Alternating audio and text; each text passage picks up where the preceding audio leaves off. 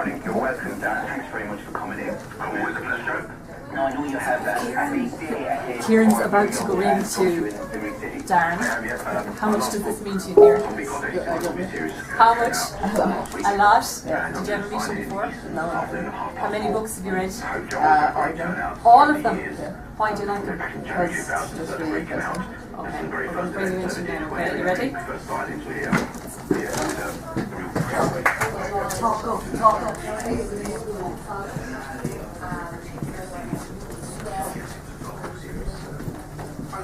Are you nervous? Small. You small it? Relax.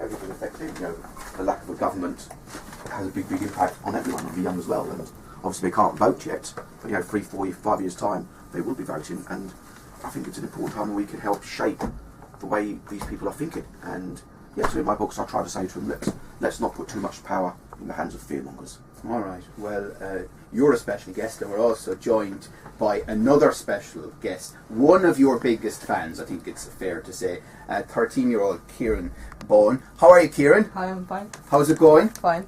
Now, Kieran, tell us about Darren's books and why you enjoyed them. They're really interesting and they follow a lot of horror and it's just an adventure. And give me a sense of how big a fan you are. I've read all the books in every series. Yeah, and really enjoyed them. Yeah. And what about them in particular really stands out for you? It's just unique to all the other writers. It's just that there's always twists and you don't expect what's coming. Yeah. What's this about a birthday cake? Oh yeah. My mum made me a birthday cake and it's basically of me as a zombie and Darren Shan's books are all around it and you actually tweeted it on your website. Oh, did you? Yeah. I've a very close connection with my fans. I'm very active on Facebook and Twitter and so on. So whenever I get a really keen fan who goes that little bit further, I like to sort of spread it around and share it with the other followers. How long have you been reading Darren's books? Since I was 7 years old. Oh, okay. That's young to have started. Isn't it? You must love your horror like I was when I was a young kid. Yeah. And generally, what age group? Usually maybe about 10, 11 years upwards. But yeah, they can be younger. I was up in Belfast last weekend doing a signing, and there's a teacher up there who's been teaching 8-year-olds. And he's been doing it for over 10, 12 years. And he's had no complaints at that time. So they can read them at a younger age. So it always depends on the strength of the reader. I never like to recommend an exact age, because each reader is different.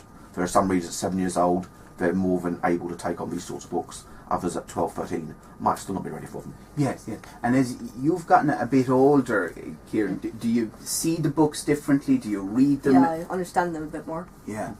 So in the first part it might have been about the zombies and the horror, but now because Darren is saying that there are big issues in the books too, and you enjoy those. Yeah. So what questions would you have then for Darren? What series do you most enjoy writing? I don't have a favourite series, but I spend about 6, 7 years at least working on each of these long series. So when you spend that long with a story, you're going to love it no matter what. So I like them in different ways. My favourite book I've ever written is a one-off book I released several years ago called The Thin Executioner, all about a young boy who wants to chop off heads for a living when he grows up. And why is that your favourite? It's very, very hard to say. I don't know, there was something about it that just resonated with me even more so than the others. It's like saying, why do you like a certain type of food? It's just one of those things, if I could only keep one book out of all the books I've written, it would be that one. And I can't quite say why, it just would be. Do you have another question? Yeah, in your first book, the zombie book, you made the readers think that B, the main character, was a boy, and then close to the end you made us realise that she was a girl. Why did you do that? That's one of my favourite twists actually from any of my books. I wrote zombies, told in the first person, and I wrote it in such a way that when people are reading it, they assume that the main character is a boy.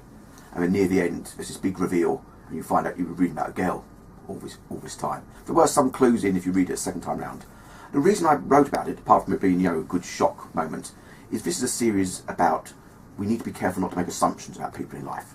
And I think we all like to think we don't make assumptions. We don't judge people based on how they look, how they talk, what their religious beliefs might be. But I think on certain levels we do. There are certain things we assume. If someone's dressed a certain way, in our head we can just make assumptions. And I wanted this to be a book that says to people, we must cast a light even on ourselves. It's very easy to give out about other people and to say, oh yes, I'm not right-wing, I don't believe in racism, I'd never do anything like that. But I think we've got to shine a light on ourselves and hold up a mirror to ourselves. And that's what I was doing with that scene, was saying to readers, we all make these sorts of assumptions. And before we judge anyone else, we need to look at ourselves. Kieran, you're making my job very easy this morning. Have you another question? What books have you planned for the future, and are you going to turn any of them into movies? Oh, the tough question. Ooh. Oh, the tough. I was going to ask you that. Well, on the movie front, we're in talks about a couple of series at different stages. Watch what he's done here now. He started with the movies because he doesn't want to say too much about the books. Yeah. Joe knows me too well. So yeah, there's some talk about, we're talking with TV companies and movie companies. Nothing's in the pipeline just yet. We've got a few things that might lead to something, but I don't want to. I always say to my readers who ask about the movies, don't hold your breath. It might happen, might not. We'll have to wait and see. I am working on a new series. I can't say very much about it because it's still at very early stages. I don't like to talk too much about the books until I know when they're going to be published, and we get to a point where I can tell the readers. I can say there won't be horror books. They're going to be more fantasy, and they're going to be big books. So rather than short books like the zombie books or Saga of Darren Shan, these are going to be several hundred pages each book. But I don't yet have an expected release date because I like to get ahead of my publication schedule. With Zombie, I'd actually written the first draft of book 12 before the first book was released. I'm unusual that way, but I like when the books start coming out to keep them coming out very, very regularly. Lots of writers get behind, and you get gaps. They promise a book every year, and then it's 2 or 3 years before the next one. So I like to ensure my fans, when the books do start coming out, they know they're going to get them regular as clockwork. Kevin Costner was on with Graham Norton last weekend, and he was talking about how difficult it was to get even films that became very famous for him, like Dances with Wolves, made. It does seem to take forever. I mean, you look at your books and their success and think they'd really transferred to the screen well. They did. Well, there was the Certain Freak movie, which came out several years ago. And it did okay at the box office, but they spent a load of money making it. They really sort of gambled big on it because they thought they had the next big series. And sadly, it didn't make back for money. That's the trouble with movies. Because it costs so much to make, if the first one doesn't do that well, it dies in the water. Whereas with books, even if the first book doesn't sell very well, Certain Freak wasn't a bestseller. But because they don't cost that much to produce, you can keep them coming out. But yeah, it's just a pot luck with movies. It's the right book getting into the right hands at the right time. Yeah. With Certain Freak, Brian Helgeland, who originally wrote the script, even though it was rewritten by the director later on, he came across it because his son was a fan.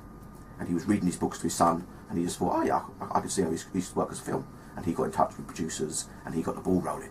So you need that bit of luck. Lord of the Rings.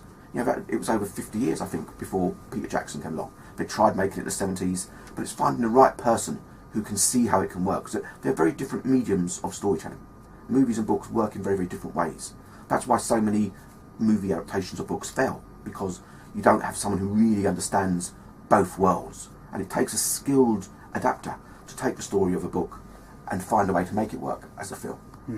Sometimes you can be too faithful to books, other times you change too much. It's a very fine line. So hopefully we'll find someone who'll tread that line in the future, but yeah, and it's not something I can control. Why would you like to see the books as movies, Kieran? I don't know really, it's just easier to follow them because most of the twists and stuff is kind of going back on other things. But you do know that the way you imagine Darren's books will be different to what's on the screen, and maybe your imagination is better than any film. You know? Do you have another question? And it is, so I'll just go back to that, Joe. That's why we're in the 21st century. Technology is just amazing. The world we live in now with the internet, iPads, movies, TV and so on, there will always be a place for books because every reader does imagine a story differently. When you go to see a movie, everyone sees the same thing. When you're playing a video game, everyone sees the same thing. Books are the only way of telling a story where each reader imagines the world themselves. And that's why so many readers of books are disappointed when there is a film made. Even if the film is good, it still doesn't match what's in their febrile imagination. Yeah. Kieran? Why do you like writing horror books so much? I'm bloodthirsty like you, Kieran. I always say to young writers, write the sort of stories you'd like to read. Don't worry about impressing other people or trying to capture a wave of something that's hot at the moment. Write stories that would fire up your imagination if you were reading them. And I've always loved horror and fantasy and fast-paced books with lots of twists. And that's why I write the sort of stories I do. Yeah. I don't have any more questions. You don't have any more questions? They were good questions. But is it true that you have a photo on your phone there, Kieran, yeah? That we could see. We were actually filming all of this, so we'll be putting it up on Facebook and our other social media. What are we going to look at here now? Oh, that's the cake, is it? Yeah. Oh, wow. Isn't that fantastic? That's absolutely... It's the first time I've seen it, obviously. You retweeted it. That's absolutely brilliant. And by the way, for you, obviously you get wrapped up in the characters, you know, as you're writing them in a long series like Zombie. Are you struggling to leave it behind, or is it time to leave it behind? No, when you've spent 6 or 7 years on a story, it's time to move on. I will miss the characters, especially in Zombie. I came up with some of my most twisted yet intriguing characters of any of my series. It was a real roller coaster of emotions in the books, and I will miss some of them because I won't return to this. It's done now, and I've moved on. But at the same time, it was time to leave them behind. I always tell give a story as little or as much space as it needs to be told. If I can tell a story in a single book, I'll write a single book. If it needs 12 books, I'll go and do 12 books. But that's a long time to spend in the world of one story. So I'll miss them, but at the same time I'm happy to move on to fresh challenges. Now that you're a dad, has that changed your perspective as a writer at all? It's definitely changed my life in all sorts of ways. I'm not getting as much sleep as I used to back in the day. And I sort of, the first 9 months after my son was born, I didn't take the whole 9 months off, but I did go slow and just sort of did a few bits and pieces. I wanted to spend time with him and experience that period. I have gone back to work now for the last 9 months or so, although it's a bit more of a struggle fitting in my 3,000 words a day now that I've got to change. 3,000 words a day? I write quite quickly. That's sort of what I feel. It's about 10 A4 pages. But it only takes me 3 or 4 hours. And how many rewrites would you do, or edits? Oh, I'll rewrite 7 or 8 times before it's published. I'll do a first draft very, very quickly. With Zombie, they were short books, so I'd actually do a first draft in 3 or 4 weeks. But I would then spend between 2 and 3 years rewriting. I juggle the books around, which is how I can release them so quickly.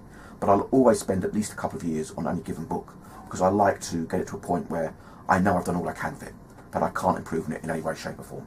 And do you have a good editor? I do, yes. I've been very, very lucky. I've worked with some very, very good editors over the years on Zombie. I've had a few editors on Zombie because the original editor left about halfway through the series, but she helped me get it into the shape it needed to be for publication. Zombie was a very ambitious publication schedule. We aimed to release a book every 3 months, and the amount of prep work you have to do ahead of that was just unreal. And luckily the editor helped me do that and get it into shape so that we were able to do that once it started coming out. With another great author in here during the week, Donald Ryan, and he said something really interesting about reviews, that he finds it impossible not to read them, and they do affect him when they're negative. What about you? I always read reviews. As I said earlier on, I'm very, very close to my fans through the website, and one of the sections on my website is a section for reviews, so I post up every review, so I've got to read them to post them up. They do affect me, but only in a very, very minor way. I think you can't go through life worried too much about the reviews, especially when you write as many books as I do. The reviews start to mount up very, very quickly. So I've had hundreds of great reviews, I've had dozens of bad reviews. If you took each one to heart, you just stop doing it. You wouldn't be able to do it. So the bad reviews make me scowl a little bit and shake my head. The good reviews make me smile a little bit. But ultimately, you can't worry too much about them, because you spend so long in that world of the story.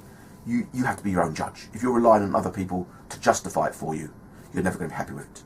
When I publish a book, I know I've done everything I can with it. Whether it's good, bad or indifferent, this is the best of Darren Shan that I can put out there. And I hope other people like it, but I don't lose too much heart when they don't. Now, when you're being interviewed in New York or Edinburgh or Milan or any of these places, they don't know your seed breeding generation. Well, they do here in Limerick. So someone has texted to say, can you ask Darren, does he think Spurs will win the Premier League, from an Arsenal fan in Pallaskenry?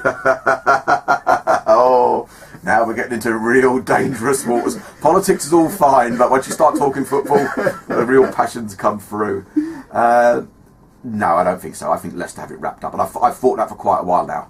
They've got.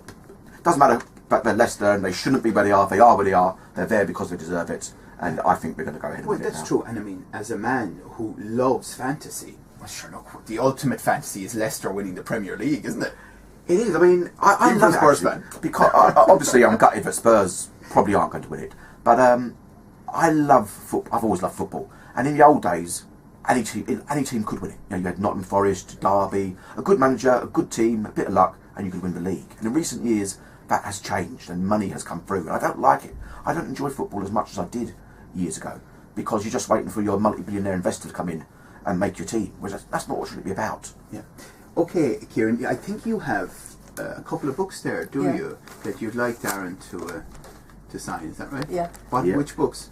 The first zombie book and Zombie Gladiator. And why did you pick those? Because they're the only two books that I actually have. I have the rest of them on my e-reader at home. Oh, your e-reader, of course. The technology, it's a wonderful thing, isn't it? And what school do you go to? St. Mary's Secondary School in Newport. Fantastic. Okay, well then, Darren, if you don't mind just signing the books, we'd appreciate that. Of course I will. And Kieran Bowen, thanks so much for coming in. We know your family well too, they're brilliant. Great to see your Anne out there, and we hope that you enjoyed meeting Darren. Listen, will you shake hands with him? No. Hi, Kieran. It's been a bit awkward because we've been looking at the microphones. Yeah, I know, because you've been doing the mic. microphones, but you can We'll have have a little chat afterwards. You have a little chat afterwards. Thanks for coming in, Kieran, making my life a lot easier. And Darren Shan, always a pleasure, and continued success to you. You're a great guy. Thanks a lot, Joe. Thanks.